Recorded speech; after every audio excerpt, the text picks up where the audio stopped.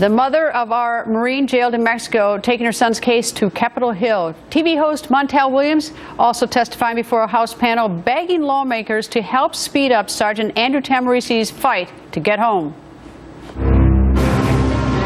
My son is despondent, without treatment, and he needs to be home. Andrew made a wrong turn. April 5th.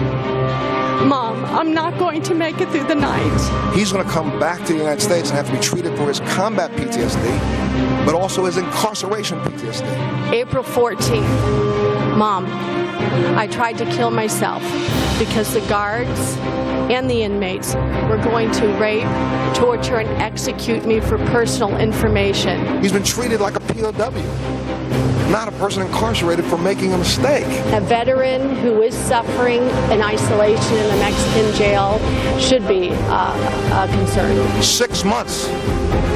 He didn't hesitate to say, aye, sir, to go off and serve.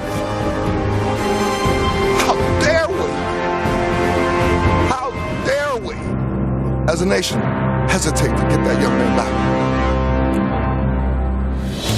And joining us, Representative Matt Salmon. Congressman, the last little sound that we heard from Montel Williams, I always want to point out to viewers that the reason he has so much passion about this, as many Americans do, is he himself is a Marine, isn't he?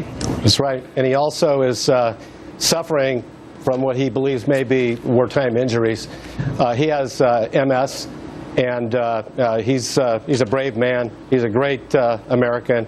And I'm really pleased that he was able to help us on that hearing. All right. What did you learn today? And I know that Jill Tahmooressi, she had so much to say to you as well, but what did you learn today? What was the reason for this hearing? The reason for the hearing was to shed some light on Andrew Tahmooressi, his character, the fact that he really is an American hero, and that he does suffer from PTSD and what that means. And what we wanted to do was convey not just to the government of Mexico, but also to our president, who has done nothing to help him get out of this situation. There was a juxtaposition of the situation where Obama moved heaven and earth to get Bergdahl home to the United States, and he's done nothing to leave Andrew languishing in this Mexican prison. And so I'm really hopeful that with some of the light that we were able to shed on this situation, that Andrew did make a wrong turn, that he has impeccable character, that he is suffering from PTSD, and that this incarceration is only making matters worse as far as his future treatment is concerned.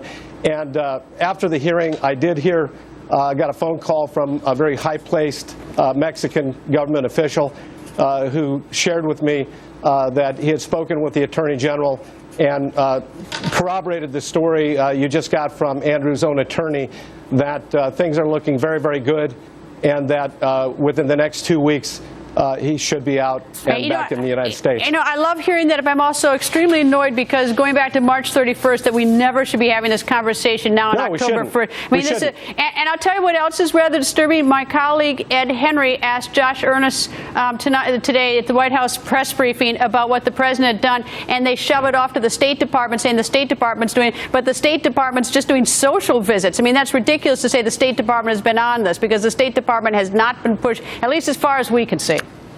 Well, if the president would have picked up the phone and spoken to the president of Mexico, I think this would have been resolved a long, long time ago. And that issue was fully explored during the committee hearing. I asked the question of Jill Tahmooressi whether or not the president had personally reached out to her.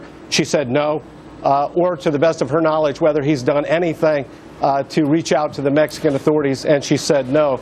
I already knew that to be a fact, but I wanted the public to actually hear that from Andrew's mother's mouth herself. The fact is that the president has done nothing, and one of my colleagues made the comment that Obama's bragged about his pen and his phone, but he can't pick up his phone and use it for these good purposes.